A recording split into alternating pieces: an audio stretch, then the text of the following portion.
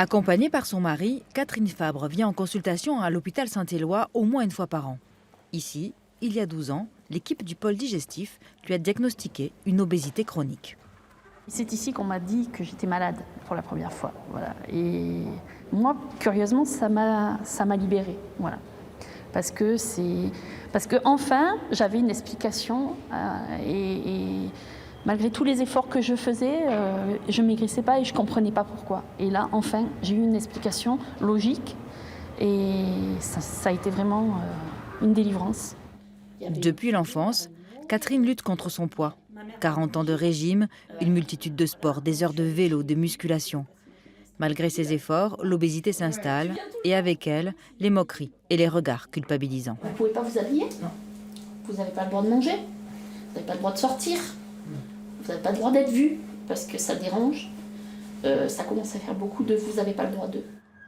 L'histoire de Catherine fait écho à celle de toutes les personnes qui souffrent d'obésité, quel que soit leur âge ou leur parcours, dans une société où la minceur est valorisée. Ce type de témoignage, cette psychologue spécialisée dans les troubles alimentaires les connaît bien. Le point commun à tous, c'est la souffrance qu'ils peuvent ressentir due à leur obésité, à savoir à la fois un rejet de la part de la société, mais ça peut être aussi un rejet familial.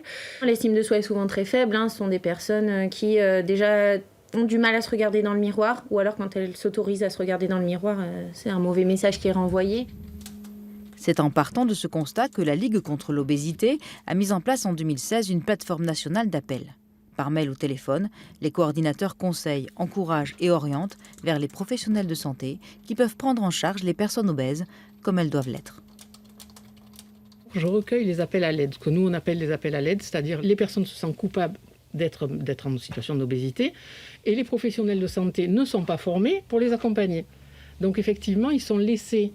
ils sont abandonnés quelque part. Nous, on a des personnes qui ont fait des parcours, mais complètement inimaginables, qui sont restées des années à être un peu suivies, partir d'un côté. Ce parcours médical compliqué, Catherine Fabre l'a subi. En 2008, son obésité massive met sa vie en danger. Suivie par les spécialistes du CHU de Montpellier, elle sera opérée quelques années plus tard.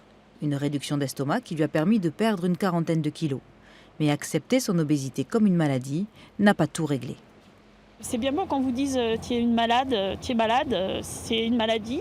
C'est bien, ça te libère toi.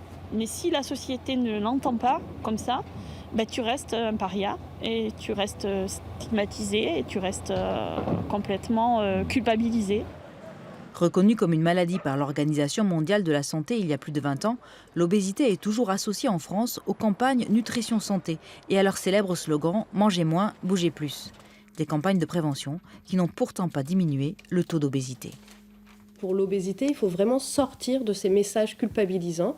L'obésité est une maladie chronique au même titre que le diabète, les cancers, les pathologies cardiovasculaires. Et nous, ce qu'on demande, c'est effectivement que l'obésité massive, donc c'est avec un IMC supérieur à 40, ce qui représente à peu près 8% de la population française, soit reconnue comme une affection longue durée.